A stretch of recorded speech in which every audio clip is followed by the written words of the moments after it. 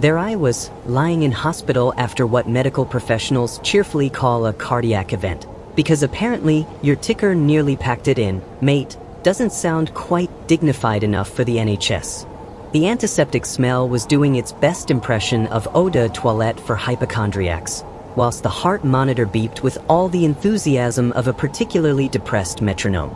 2 days post-attack, and sleep was coming in delightful little fragments between nurse visits and the sort of chest pains that make you wonder if Darwin's theory applies to your cardiovascular system. Brilliant stuff, really. Nothing quite like nearly dying to put things into perspective, or so I thought, before my daughter decided to provide some additional clarity I hadn't actually requested.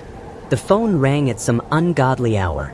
Because naturally, when you're recovering from a heart attack, what you really need is a 2 a.m. wake-up call. My hand trembled as I reached for the receiver, though whether from the medical trauma or some paternal sixth sense, I couldn't quite tell.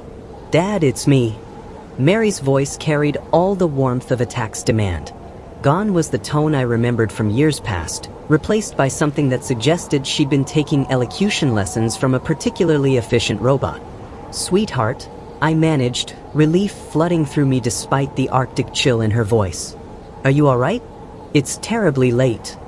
Because clearly, the appropriate response to your father's near-death experience is a midnight social call. "I'm calling to let you know I'm getting married tomorrow." But that landed with all the subtlety of a brick through a greenhouse window. The heart monitor picked up the pace. Apparently even medical equipment appreciates good dramatic timing. "Married tomorrow? But Mary, you never mentioned." "In Las Vegas." Leo and I decided not to wait. Her tone remained flatter than a pancake that's given up on life. "The apartment and car are sold. The money will help with the wedding and honeymoon." The apartment I'd bought for her future. The car I'd gifted her for graduation. Sold.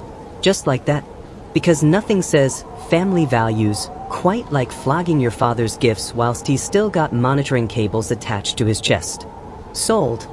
My voice came out weaker than a politician's promise. "But darling, we really ought to discuss." "There's nothing to discuss. I'm pointed. I can make my own decisions." Each word sounded as rehearsed as a West End understudy. "Leo says you've been too controlling, keeping me dependent. This is my chance for independence." Leo says, "Of course." Because clearly 8 months of knowing someone trumps 15 years of single parenthood. The logic was flawless, really. "Mary, please. After everything we've been through since Mum died, I need to focus on my new life now." The dismissal in her voice could have cut glass. "Leo's right. You've held me back long enough. I'm sorry about your heart, but I can't let guilt control my choices anymore." 15 years. 15 bloody years since Sarah passed, and I devoted everything to this daughter. Bought her that apartment, paid for university, supported her dreams whilst my own slowly expired in corporate law offices until my heart decided it couldn't cope with the stress anymore. But apparently, I was the villain in this particular production. "Goodbye, Dad." "Fine," I said, steadier than I felt. Because sometimes, when life hands you a complete emotional car crash, you discover reserves of composure you didn't know existed. But you've forgotten one thing. Silence stretched across the line like a particularly uncomfortable dinner party pause. "What do you mean?" Irritation crept into her voice, the first genuine emotion I'd heard all conversation. Something inside me shifted during that moment. The loving father she remembered was transforming into someone she didn't know existed. Someone who'd spent 30 years navigating corporate contracts and legal loopholes. Someone who'd learned that sentiment and business make terrible bedfellows. A laugh escaped my throat, low, dry, and surprising us both. "You'll find out soon enough. Good luck with your wedding, sweetheart." I hung up before she could respond, leaving her with that delicious uncertainty that only comes from realizing you've been playing chess whilst everyone else thought it was drafts. The room fell silent except for the heart monitor's steady rhythm and distant sounds of the night shift getting on with their lives.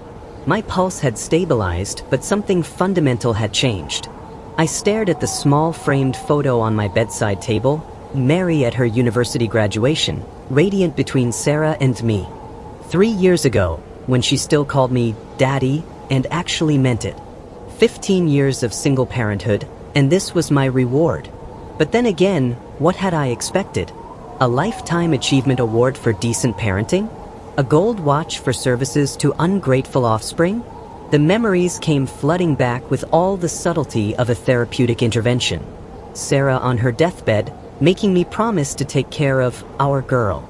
The funeral where 13-year-old Mary sobbed into my shoulder whilst I wondered how on earth a corporate lawyer was supposed to navigate teenage emotions. Love, as it turns out, makes you learn remarkably quickly, though apparently not quickly enough to spot a con artist in designer clothing. Those university years blurred together in a beautiful haze of financial sacrifice. Tuition checks that emptied my retirement fund faster than a particularly efficient pickpocket. Late-night phone calls about exams and boyfriends and dreams that seemed earth-shatteringly important when you're 18. "Dad, I don't know how to thank you for everything," she'd said back then, her voice warm and genuine. "Just be happy, sweetheart. That's all the thanks I need." How magnificently naive that seemed now. The apartment hunt 5 years ago, traipsing through dozens of properties whilst I imagined Mary coming home to her own space. The day I handed her the keys, watching her spin around that empty living room like she was dancing with possibility itself. "I can't believe this is really mine." She'd hugged me so tightly my ribs ached. Pure joy, the sort that makes financial sacrifice feel like privilege rather than martyrdom. "You deserve it. Your mother would be so proud." The legal paperwork had been carefully structured, a trust arrangement that protected both of us. Though Mary never needed to understand those tedious details. She was happy. That seemed sufficient at the time. But something shifted 8 months ago. The first mention of Leo's name came during a Sunday dinner that felt different. Distant. "I've met someone special, Dad." The excitement in her voice had seemed genuine then.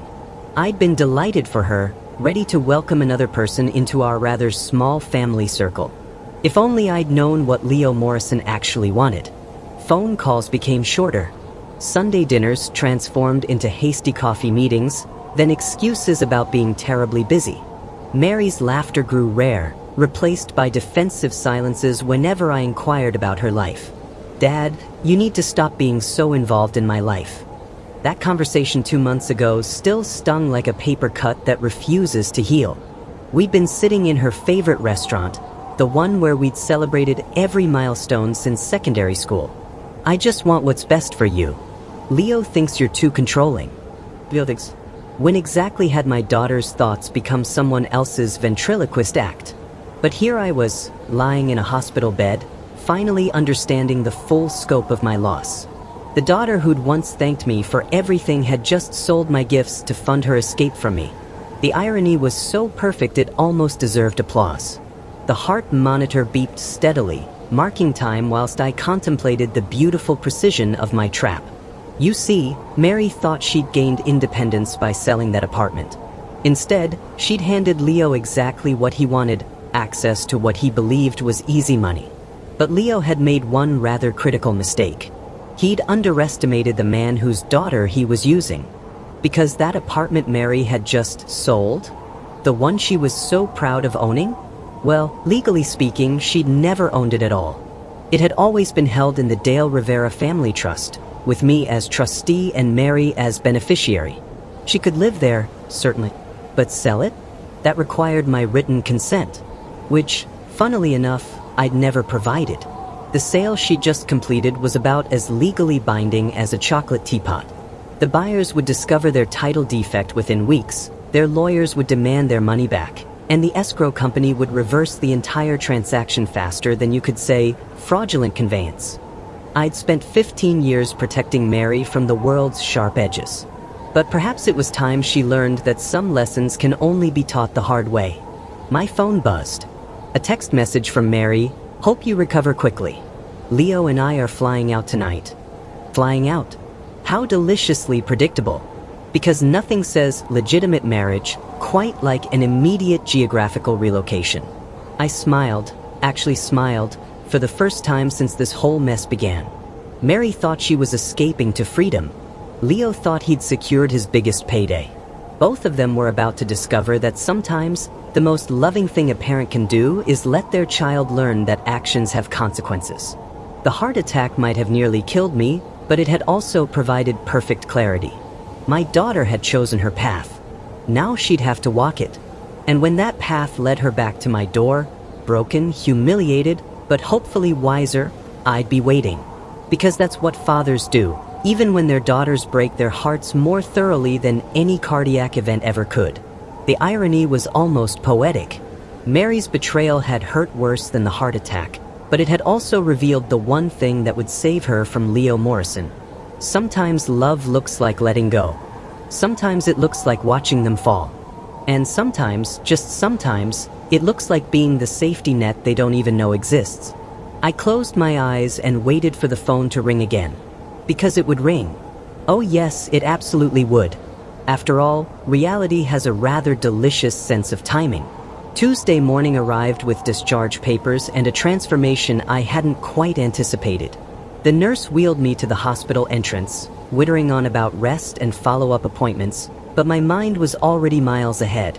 Sitting in that taxi, watching familiar San Diego streets slide past, I felt something I hadn't experienced in years. The sharp focus that once made me successful in corporate law. My house in Hillcrest looked smaller than I remembered. 4 days in hospital had provided perspective on the life I'd been living. Quiet, orderly, and ultimately meaningless without Mary. Now it would serve a rather different purpose. The first hour back involved the usual mundane nonsense, unpacking medications, checking post, making coffee with hands that still trembled slightly.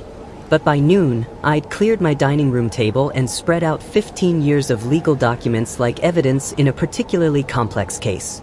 The apartment purchase papers told the story with beautiful clarity. Mary Rivera was listed as beneficiary, but property ownership remained firmly in the Dale Rivera family trust. She had absolutely no legal right to sell anything. Leo had convinced her to commit fraud, quite possibly without her realizing it. I reached for my phone and dialed a number I'd memorized decades ago. Marcus Porter Investigations. Marcus, it's Dale Rivera.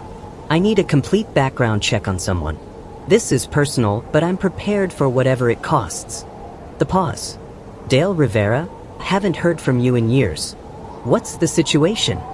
My daughter's involved with someone who's not what he appears to be. I need facts, not suspicions. Marcus had worked with my law firm on dozens of cases. Divorce settlements, corporate espionage, insurance fraud. If anyone could uncover Leo's secrets, it was him. Give me everything you know about this character. I dictated Leo's full name, his BMW registration that I'd memorized, Mary's address where he'd been spending considerable time. Marcus took notes with professional efficiency. Preliminary report in 48 hours. Full workup within a week. My rates haven't changed since you retired. Money's not an issue. I want to know everything. Employment history, financial records, previous relationships, legal troubles, the lot. After hanging up, I organized my space with the methodical precision that had once handled complex corporate transactions. Legal pads, laptop, phone charger, a coffee cup that would require numerous refills. My dining room was becoming a war room. By 3 o'clock, Marcus called back. Dale, I've got preliminary findings on your Leo Morrison. You're not going to like this. I gripped the phone tighter. Tell me. Employment history sketchy at best. Claims to work in consulting, but I can't verify any actual clients. Lives in a luxury apartment complex that runs about $4 grand monthly. Drives a BMW that's financed to the absolute limit. How does he afford it? That's the concerning part. I found a pattern. 3 different women over the past 5 years, all ended relationships around the time their financial situations got complicated. 2 filed restraining orders that were later dropped. 1 relocated to another state entirely. My chest tightened, though not from the medical condition. What sort of complications? Credit problems, unauthorized charges, missing savings. Nothing that stuck legally, but the pattern's crystal clear. This bloke's a professional. Keep digging. I need everything you can find. Setting down the phone, I stared at the trust documents spread across my table. Mary thought she'd gained independence by selling that apartment. Instead, she'd handed Leo exactly what he wanted, access to what he believed was $500,000 in real estate equity. But Leo had made one rather critical miscalculation. He'd underestimated the man whose daughter he was systematically destroying.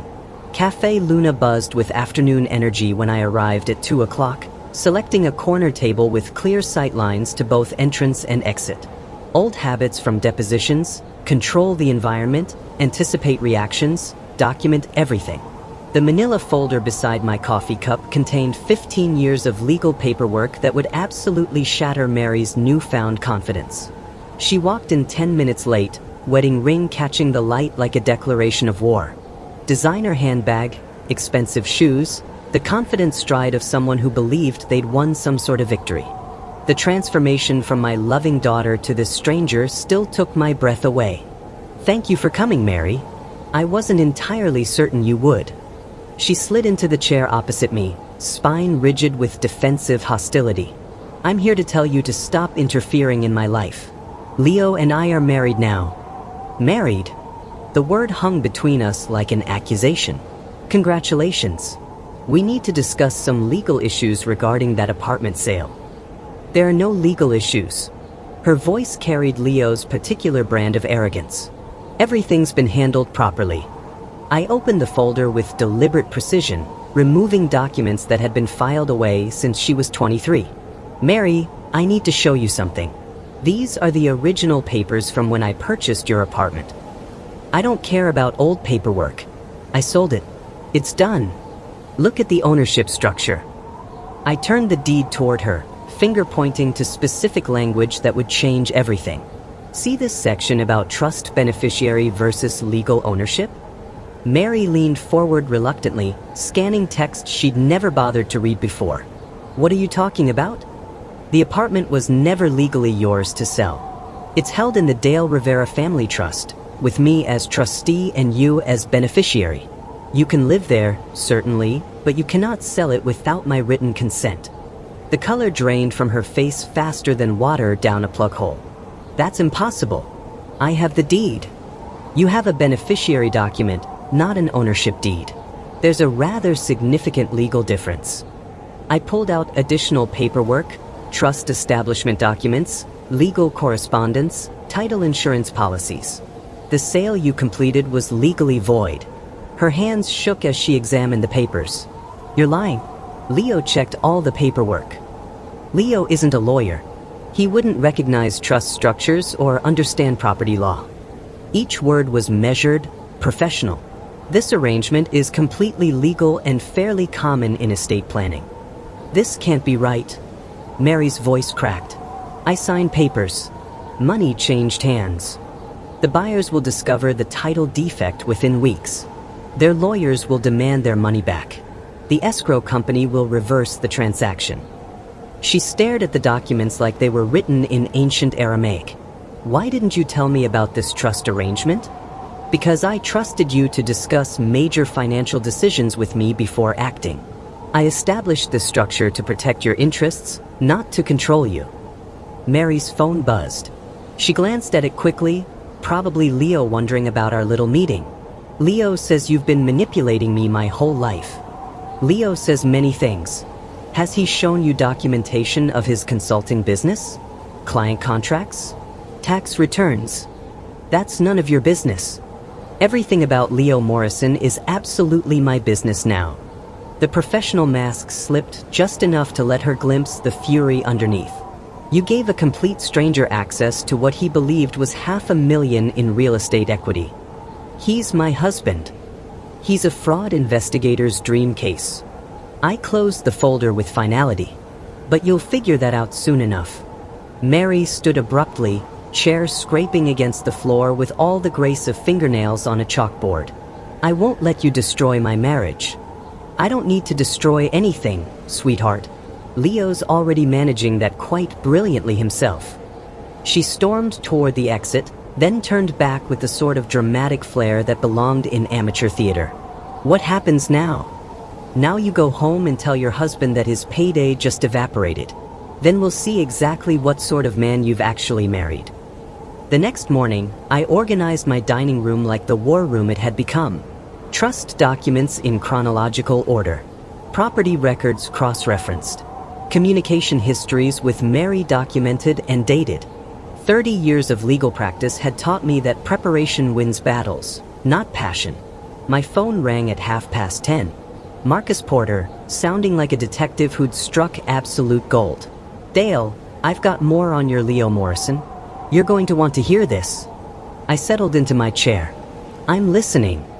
Patterns worse than I initially reported. 5 women over 8 years, not 3. 2 restraining orders, 3 civil suits settled quietly, 1 bankruptcy filing that mysteriously disappeared. This bloke's a complete professional. What sort of professional? The sort who researches targets meticulously. Older women, recent widows, financially comfortable but emotionally vulnerable. He's got an actual playbook. I made notes methodically. Current financial status? Underwater on absolutely everything. BMW lease about to default. Apartment rent 3 months behind. Credit cards maxed out completely. He needed Mary's apartment money rather desperately. Needed? Past tense. Leo was about to discover his payday had evaporated like morning mist. By noon, Mary was calling. "Dad, Leo says you can't legally do this. He's hiring a solicitor." "Of course he is." I kept my voice perfectly neutral. "Mary, has Leo shown you his tax returns? Business license? Any documentation whatsoever of his consulting work?" Silence, then defensively, "We're married. I don't need to see his papers." "You've just learned you don't legally own the apartment you thought you sold. Perhaps it's time to ask some rather basic questions." She hung up with the sort of dramatic flourish that probably made Leo proud. At 3 o'clock, a certified letter arrived. The envelope practically screamed legal threat with all the subtlety of a fire alarm. Demand for immediate cessation of elder abuse and fraudulent property claims, declared the letterhead from a law office I'd never heard of. The grammar was absolutely dreadful, the legal theory non-existent, but the aggression was rather impressive in its complete incompetence. Leo's solicitor, and I use the term in its most generous possible sense, demanded I immediately cease all harassment of Mr. Morrison's wife and provide documentation proving legal right to property illegally claimed through manipulation of vulnerable family member. I read it twice, then called Richard Maxwell, my former law partner. "Richard, someone's challenging my family trust documentation. Can you review something?" "Dale, your trust work was always bulletproof. What's the concern?" I faxed the demand letter. Richard called back within 10 minutes, laughing like a man who just witnessed peak professional incompetence. This chap got his law degree from a cereal packet. Elder abuse regarding a trust you established 5 years ago when you were mentally sharp and independently represented? Property manipulation when you've got title insurance and bank records going back decades? I should only be worried about wasting postage on your response. But I wasn't merely responding to Leo's pathetic legal threat. I was preparing for total warfare. That evening, I drafted my reply with surgical precision. Every claim in Leo's letter was dissected and demolished with citations to relevant case law. I included copies of the original trust documents, notarized and witnessed, bank records showing the apartment purchase, title insurance confirming clear ownership transfer to the trust. Then I added a paragraph that would keep Leo awake at night. Please advise your client that any further frivolous legal actions will result in full investigation of his background, financial status, and history with other vulnerable women. We have obtained preliminary information suggesting patterns of predatory behavior that may interest law enforcement. I sealed the letter at midnight, thoroughly satisfied. Leo had made his first move, absolute amateur hour. Marcus called at 10 Friday morning with the tone of a detective who'd struck the motherlode. "Dale, you need to sit down for this. Leo Morrison isn't just a con artist. He's a complete professional." I pulled out a legal pad, ready to document everything. "Give me names and dates." Amanda Porter, married March 2018, divorced February 2019. Financial advisor, lost £180,000. Jennifer Walsh, married June 2020, divorced September 2022. Estate agent, lost £250,000 plus her rental property. My pen moved steadily across the page. Same pattern. Identical. Whirlwind romance, rushed marriage, gradual access to finances, then disappearance when the money runs out. Both women filed civil suits. Both settled quietly rather than face public humiliation. Are they willing to testify? Already contacted them. They want Leo stopped before he does this again. 3 hours later, I spread the evidence across my dining room table like pieces of a jigsaw puzzle that finally made perfect sense. Marriage certificates, financial records, witness statements from 2 broken women who'd fallen for the same charming smile that had captivated my daughter. At 2 o'clock, I called Mary. We need to meet. I have information about Leo that changes everything. More legal attacks? I'm tired of this war you've started. This isn't about law, Mary. It's about Leo's history. His previous marriages. Silence, then carefully measured. Leo was never married before. Cafe Luna. 1 hour. Bring an open mind. She arrived reluctant and defensive, sliding into the same chair she'd occupied during our last confrontation. The manila folder between us looked innocent enough, but its contents would demolish everything she believed about her husband. Mary, I need you to look at these documents. They're difficult, but they're absolutely real. More property papers? More legal tricks. I opened the folder and placed the first marriage certificate on the table. Amanda Porter and Leo Morrison, married March 15, 2018. Mary stared at the document like it was written in hieroglyphics. This is fabricated. You had someone create false papers. The second certificate joined the first. Jennifer Walsh and Leo Morrison, married June 3, 2020. Her face went pale as yesterday's newspaper. That's impossible. Leo told me I was his first serious relationship since university. Read Amanda's statement. I handed her a typed page. Notice anything familiar about how Leo courted her? Mary's hands trembled as she read. I watched her expression change from disbelief to recognition to growing horror. He said the same things to her, word for word, the exact same promises about building a future together. Now read Jennifer's account. This time Mary's reaction was physical. She pushed back from the table, shaking her head like she could somehow dislodge the truth. No, this can't be real. Leo loves me. Leo loved Amanda's financial portfolio. He loved Jennifer's real estate investments. And he loved what he thought was your £500,000 apartment. You're lying. But her voice lacked any conviction now. I spread out the financial records, timeline comparisons, pattern analysis Marcus had prepared. Amanda lost her life savings. Jennifer had to declare bankruptcy. Both relationships lasted exactly the same time frame, 18 months from meeting to financial devastation. Mary sat frozen, staring at evidence that couldn't possibly be denied. How long have we been together? 8 months. Right on schedule for his usual timeline. She looked up at me with eyes that finally understood. I'm not his wife. I'm his third victim. Her phone buzzed. Leo's name appeared on the screen. Don't answer it, I said quietly. 3 days later, I stood outside the Chapel of Eternal Love on the Las Vegas Strip, holding a manila folder that would end Leo Morrison's career as a predator. Marcus had tracked them here through credit card records, Leo's final desperate gambit to legitimize his access to what he still believed was Mary's money. The chapel reeked of artificial romance, plastic flowers, velvet drapes, and the lingering scent of too many rushed weddings. 20 guests filled the small space, mostly Leo's business associates who had no idea they were witnessing fraud in real time.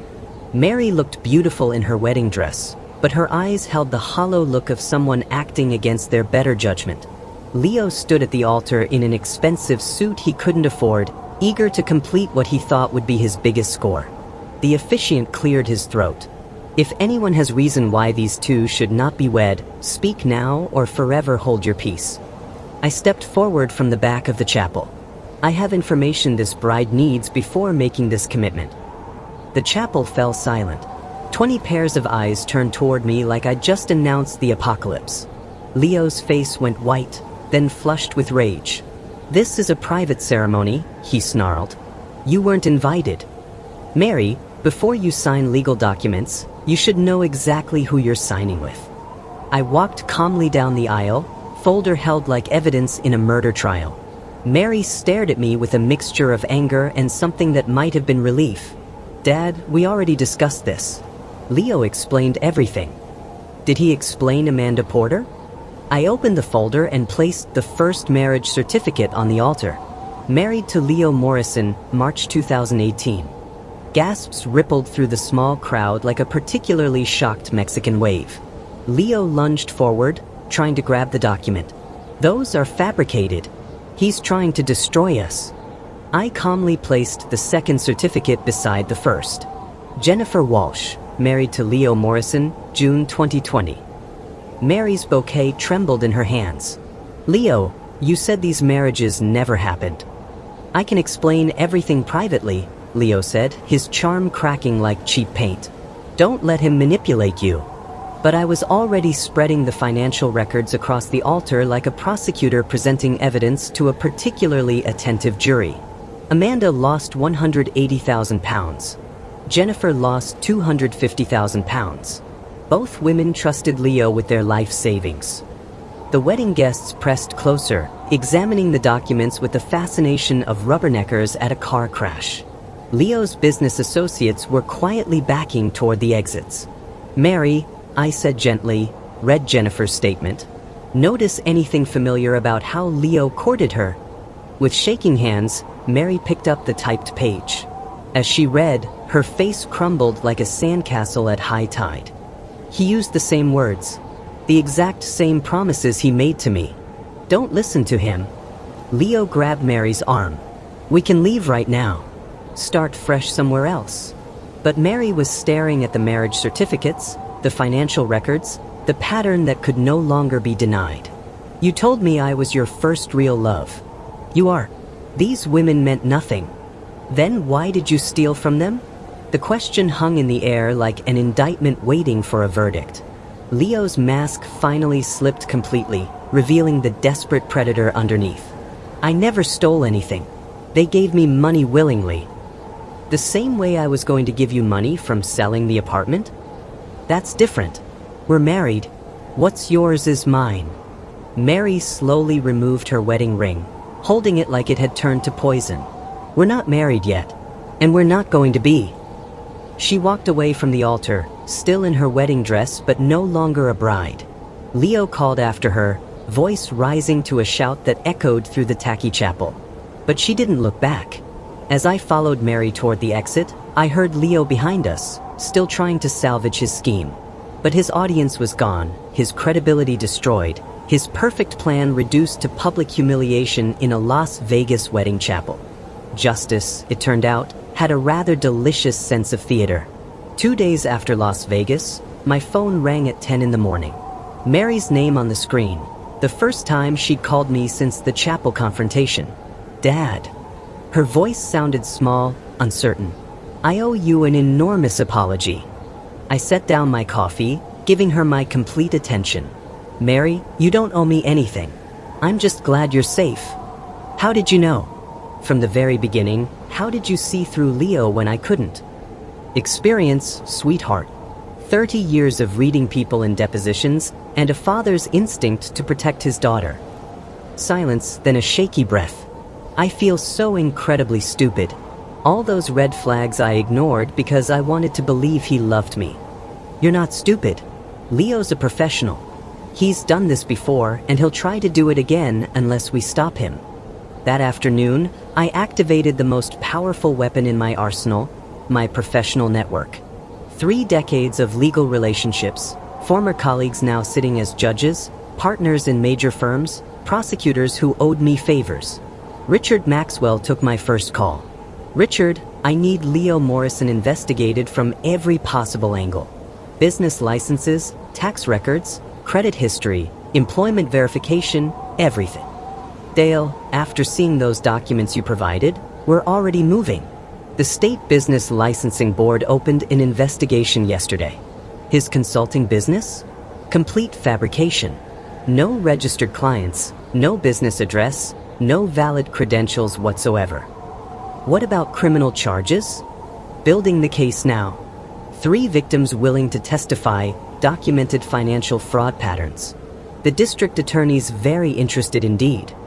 By evening, the systematic destruction of Leo Morrison was well underway. Credit agencies received detailed fraud reports. Banking relationships were being scrutinized. Civil lawsuit preparations were being filed by Amanda and Jennifer's solicitors. Meanwhile, Leo was becoming increasingly desperate. Mary showed me the texts, the voicemails, the escalating attempts to maintain control. Mary, don't let him turn you against me. We can still work this out. Work what out, Leo? She'd responded. The lies? The other wives? The theft? His reply had grown more aggressive. Those documents were fabricated. Your father paid people to create false evidence. Stop. Just stop calling me. But Leo wasn't stopping. Marcus reported that Leo had been seen outside Mary's apartment building, testing door handles, asking neighbors about her schedule. He's escalating, Marcus warned during our evening call. Financial pressures mounting. His BMW got repossessed today, and he's 3 months behind on rent.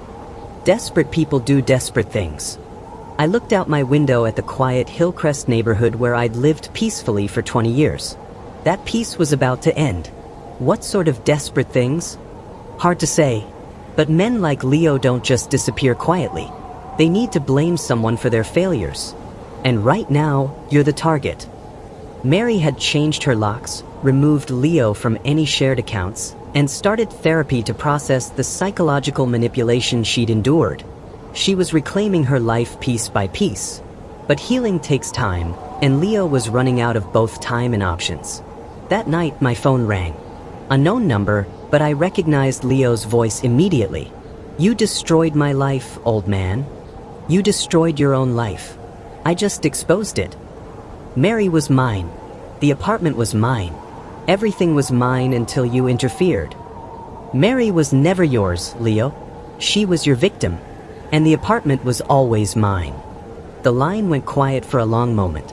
When Leo spoke again, his voice carried a coldness that made me reach for the security system remote. This isn't over, Dale. Not by a long shot. April arrived with news that should have been triumphant. Richard called at 9 in the morning with an update on our systematic campaign against Leo Morrison. Dale, the Business Licensing Board's investigating. His consulting claims are complete fabrication. No registered clients, no business address, no valid credentials whatsoever. Excellent. What about the criminal referral? That's where things get rather complicated. Richard's tone shifted ominously. Leo hired competent counsel. Very competent. Daniel Reeves from Morrison and Associates. My confidence wavered like a candle in a hurricane. Reeves had a reputation for getting fraud charges dismissed on technicalities. How competent? The sort who finds loopholes in seemingly airtight cases. They're challenging everything procedurally. Evidence chain, jurisdiction issues, statute of limitations questions. This could drag on for months. Months. I'd expected weeks. By afternoon, worse news arrived. Marcus called with information that made my stomach clench like a particularly aggressive fist. Dale, we have a problem. Leo's been visiting Mary. That's impossible. She blocked his calls, changed her locks. He's convincing, Dale. Really convincing. My surveillance shows 2 meetings this week. Long conversations. She's listening to him. I drove to Mary's apartment immediately, using my emergency key. She was sitting at her kitchen table, looking tired and confused. Mary, we need to talk. Dad, you're destroying Leo out of spite, not protection. The accusation hit like a physical blow delivered by someone who'd been taking boxing lessons from reality itself. Mary, he's manipulating you again. Can't you see what he's doing? What I see is you using your power to hurt someone I care about. Someone who stole from 2 other women and planned to steal from you. That's your interpretation. Leo explained everything. Explained. The word that had preceded every lie Leo had ever told her. What did he explain exactly? Mary's eyes flashed with defensive anger that could have powered a small village. That those women were bitter about relationships that didn't work out. That you paid them to lie about him. That you're so obsessed with controlling me that you'll destroy anyone who threatens that control. Leo's psychological manipulation was absolutely masterful. He'd taken every truth about his crimes and inverted it into evidence of my persecution. Worse, he'd exploited Mary's deepest fear, that I was controlling rather than protective. Mary, you looked at the evidence. The marriage certificates, the financial records, the pattern. Evidence can be interpreted many ways. You have money and connections. Leo has nothing but the truth. I stared at my daughter and realized Leo had won this round completely. Every legal victory I'd achieved had been reframed as proof of my wealth and power being used unfairly. My protection had become control. My evidence had become manipulation. My love had become possession. Rather brilliant, really, in the most soul-crushing way possible. That evening, Richard called with the final blow. Dale, Reeves filed a motion claiming selective prosecution. He's arguing that Leo's being unfairly targeted because of your influence. Worse, they're threatening to subpoena your communications with law enforcement, claiming you're orchestrating a personal vendetta disguised as justice. Can they do that? If they convince a judge that this is harassment rather than legitimate prosecution, yes. And honestly, your involvement makes that argument stronger. I sat in my home office, surrounded by 30 years of legal experience, and realized I'd made a fundamental error. I'd treated Leo like an amateur when he was actually a professional, not just at fraud, but at survival. While I'd been mobilizing my network, he'd been studying the system's weaknesses. While I'd been building a case, he'd been rebuilding Mary's psychological dependence. My phone buzzed. A text from Mary, "Dad, I need some space to figure things out. Please don't contact me for a while." The one thing that would give Leo unlimited access to continue his psychological reconstruction of her reality. I'd won the first battle through superior resources and professional connections. But Leo had won the war by understanding that Mary was the only prize that mattered, and the only battlefield where victory was truly possible. Sometimes the most sophisticated legal strategy is no match for a simple lie told by someone you want to believe. 4 days of silence from Mary had taught me something crucial about warfare. Sometimes retreat is the only path to victory. Saturday morning found me in a downtown coffee shop, waiting for a woman I'd never met but who held the key to saving my daughter. Jennifer Walsh arrived precisely at 10 o'clock, professional in a way that spoke of someone who'd rebuilt her life methodically. Tall, confident, carrying a leather portfolio that suggested success hard-won after devastating loss. "Mr. Rivera, I'm Jennifer Walsh." "Dale, please." "Thank you for coming. I know this isn't easy." She slid into the booth across from me, eyes sharp with the intelligence Leo had once exploited. "I've been waiting 3 years for someone to ask about Leo Morrison. I want him stopped. Tell me exactly how he operated. Every detail matters." Jennifer opened her portfolio, revealing documents organized with businesslike precision. Leo's methodical. He researches targets carefully, successful women with emotional vulnerabilities. Recent divorce, death in family, professional isolation. I thought of Mary after Sarah's death, how vulnerable 13-year-old grief had shaped her need for approval. "He told me his ex-wife had destroyed him financially," Jennifer continued. "Made me feel like I was rescuing him with my love and stability." Mary mentioned Leo had financial problems from past relationships. That's stage 1. Stage 2 is the joint account for our future together. Stage 3 is the urgent business opportunity that requires immediate investment. She spread bank statements across the table, transfers totaling £250,000 over 18 months. "How did you finally realize what was happening?" "When I caught him researching my rental property values and calculating equity withdrawal possibilities." Jennifer's voice hardened. "He wasn't planning our future. He was appraising my assets." "What happened when you confronted him?" "He turned it around.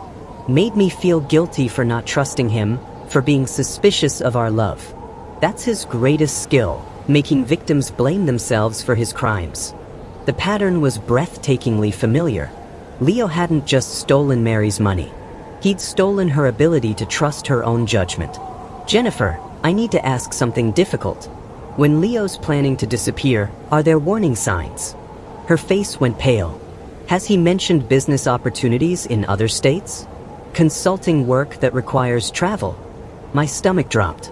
Mary said something about Leo considering expansion to Nevada.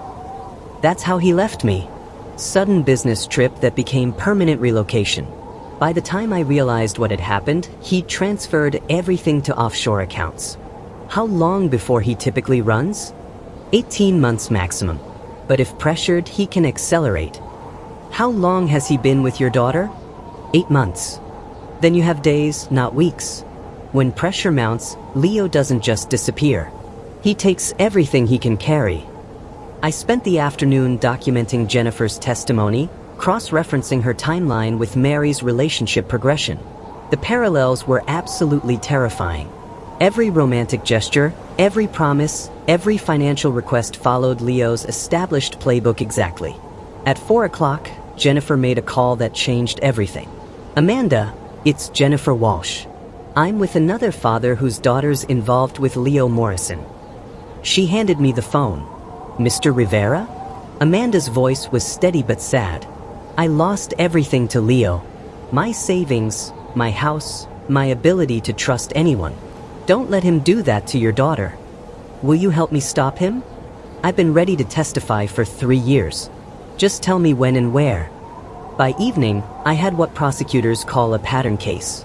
Multiple victims, identical methods, documented financial crimes, and witnesses willing to testify. More importantly, I had something Leo couldn't manipulate or discredit: the voices of women who'd survived him and wanted justice. But time was running out.